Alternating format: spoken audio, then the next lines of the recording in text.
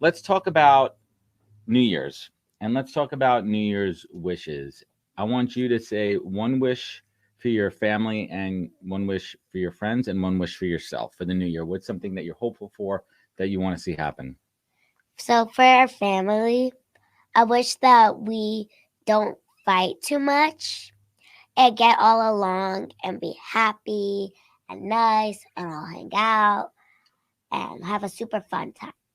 For my friends, I all want us to get along and like sometimes we get into argument, which like lots of friends do. Yeah, But that's 10 years old, okay. these girls battle. These little tweens, they battle.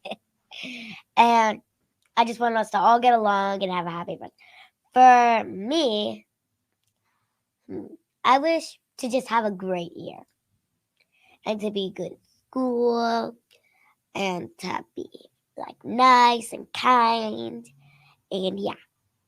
It used to, in the early days, I remember the first time somebody attacked me on Twitter. This is probably 2009 or 2010 or something. And I go crawling into our, like marketing director's office crying. I printed it out, showed him like, this guy attacked our company and I'm in trouble. And am I going to get fired? He's like, oh, hi, welcome to the internet. And so I've just kind of had like mentors along the way and people who've kind of helped me stay grounded. Like, it's not personal. It's not about you. These people don't know you. And that's the funny thing. Like I know there are people out there who think I don't know what you're saying about me. I have friends who screenshot your stuff and send it to me. So we see everything. I know. But how do you not take that personally? Because they don't know me. That's the thing. And that's where my husband is like an absolute, just my biggest supporter, my biggest fan, the most important person in my life, not just because I'm married to him, but because he's the one person who's like, you know who you are. You know what you're doing. You know what your priorities are. You know why are you worried about some random stranger behind a keyboard? Is that person going to come sit at our table for dinner? They're not paying our bills. Exactly. So having that support, which for me happens to be my husband, it could be a friend, a colleague, it could be anybody in your life, but having that person who knows you better than you know yourself and who reminds you that it's not personal and you are doing good work is so life-changing. 100%. So props to Mr. Miller, the dude. Yeah. People should be able, like, the thing for me that is so fantastic about LinkedIn for this year in particular has been people are no longer feeling the stigma of I can't talk about being let go on LinkedIn. Right. And I think that is one of the best things about LinkedIn that we've seen in 2022 is that vulnerability. Pre-pandemic, people were like, "Oh no, I could never. I have to go use the outplacement firm that my employer like set up for me." And post-pandemic, people were like, "You know what? Like this sucks. Like I shouldn't have to be quiet about this if there's this network of people that I can go to who can help me." And you start to see that, right? Like people announce that they've been let go, and hundreds, thousands of people responded. That is powerful. That is powerful, and it's also it's a bright light. I think it's a bright light. I mean, obviously, there's going to be the people that take advantage of that, either from a post perspective with nonsense, or the coaches out there and everything too. And it's just tough. I mean, listen, all of us are dopamine addicts. Anyone out there who's posting on any social media platform, the reason 100%. You're posting on social is because you want eyeballs on it. I don't care what you say, you do. And all of us look at our likes and our comments and all that because that's what we do here. And anyone I don't. I really don't. Yeah. Give us some alpha here. Give us a little inside baseball. What's the trick for anyone out there to grow on TikTok? On TikTok, look. First of all, you just got to know that like that first 1,000 followers is so hard to get. Then the next like 10,000, it's a real challenge. Once you get from that, it'll compounds. But what you got to do is you got to follow trends. Then you've got to answer comments with videos, and then you've got to get like a multiple series going. So I started with like dumb stuff to never say to a recruiter, and I went to like part 20, 30, 40. Then you talk about the news and like talk about what I'm seeing on TikTok now. Everything's searchable. So if you're an actual expert, you actually do well. Like there's a lot of like old guys that are killing it, and they're talking about like management and like how to manage people, and they're doing well because they know what they're talking about. Mm-hmm. Really? And that's a big change on the platform over the last 2 years. When I was really going hard in 2019 on that platform, it was just a bunch of kids dancing. Now all of those kids though, they're all like 22, 23, 24, like early career. So the whole thing is switched. So Liam, you're talking about operations as a startup. If you started putting that content out, it would do well because you would just be a credible person, right? So, follow the trends, get some series going. I do stuff about like talking about like current event things in the news. People are really big on like the tech market and trying to get into tech. Talk about those types of things. So what did you find in that van and on some of those nights? So before I say that, I will say I actually realized what you just said. So I made a TikTok. I was going to share like the whole journey and go nuts. And so I did for about a week. I made like 40 videos. I grew pretty fast. I got about 500, 600 followers in a week. But then I realized like I don't really want to talk about this like from an everyday or even every week perspective. I actually want to try, and even though I'm a social media guy and I abuse everything for likes and follows, let's be honest, I wanted to try and set that apart and go, I'm actually just going to try and do this without sharing too much. So I'd throw up the odd LinkedIn post, but I just stopped the TikTok. I stopped on Instagram and I went, now I'm going to rediscover this line of, I guess, how to take advantage of things that you do that are interesting, but also not. And so I'd say overall, it's not the deepest answer, but I do think I found that line for myself where I could enjoy something just for the sake of enjoying it and not necessarily enjoying it only for work. I'm super obsessive, so almost everything I do is with work in mind. So I do think I found that being out there was just, I just enjoyed this silly setup by the river, and I don't need to post about it or make a story about it or turn it into money.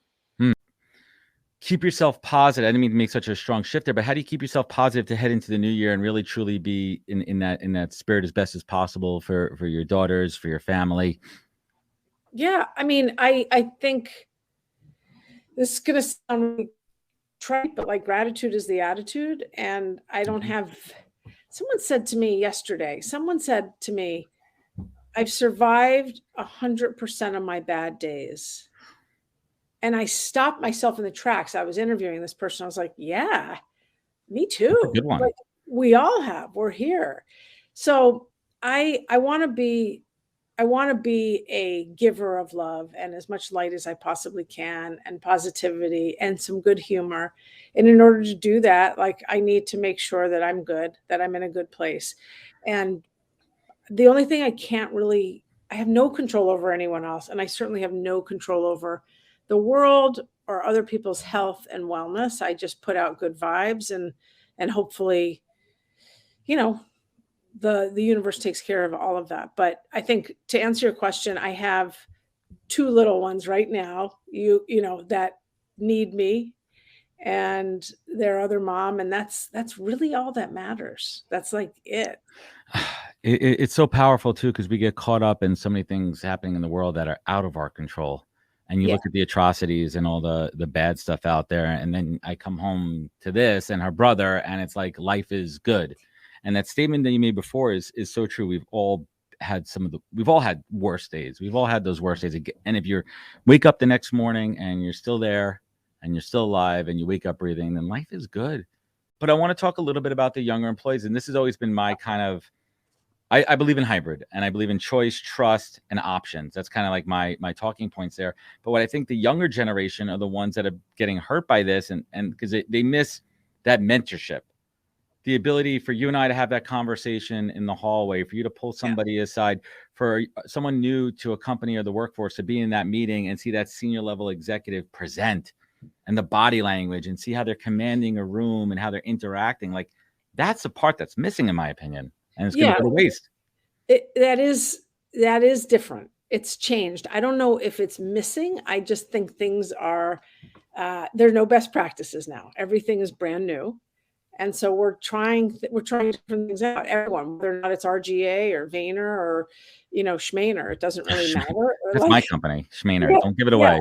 Yeah. But as long as you put people first, and as long as you are really paying attention to how people feel, and certainly how you make them feel, well, then you've got an edge on the situation. And what happened to us is, as soon as we sent everyone home in 2020 March, we leaned in hardcore on Slack. We leaned in hardcore with newsletters. We leaned in hardcore here. And so we now have established a really, like, even more high touch. That's such a benefit that came out of this addition, more communication, over communicating. Definitely. Right? Where maybe people avoided each other in an office, and now either passive, like, even if it's passive, you're still getting that communication. you're getting that. It's just two sides of it, like everything else. It's great. Well, and also if you think about a leader like Gary, who it's very difficult to get his time, you can get his time easier on a Zoom than you can in person in a meeting with him. So those things, like we definitely made it work, and we're making it work.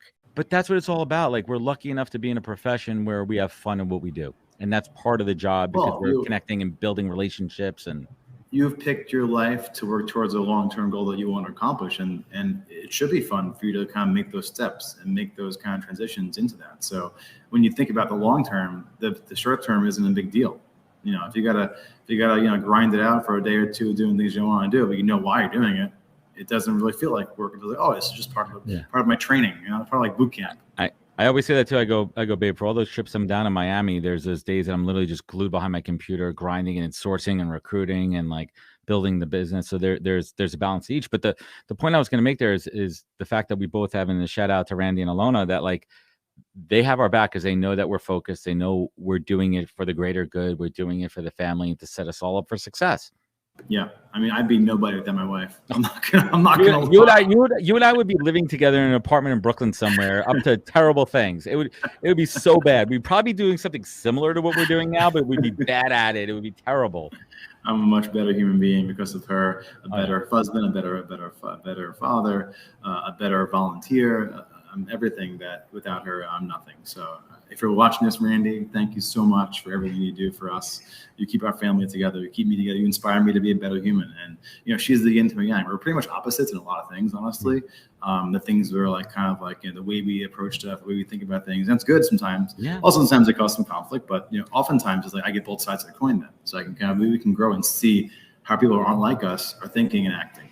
And that's important to realize, like all sides of an equation, and having the empathy of like, all right, this person has a different situation than me. They don't operate. They're not a type A person. They're a type B person. So the way you talk to them has to change. Yes, it's definitely PNT.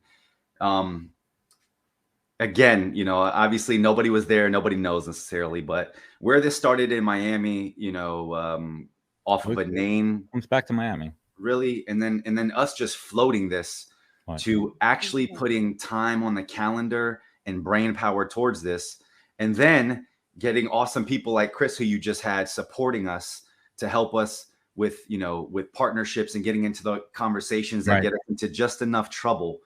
You know what I've learned more than anything, and I say this to you all the time: the power of positivity in relationships is freaking amazing. Mm-hmm. And what you've taught me is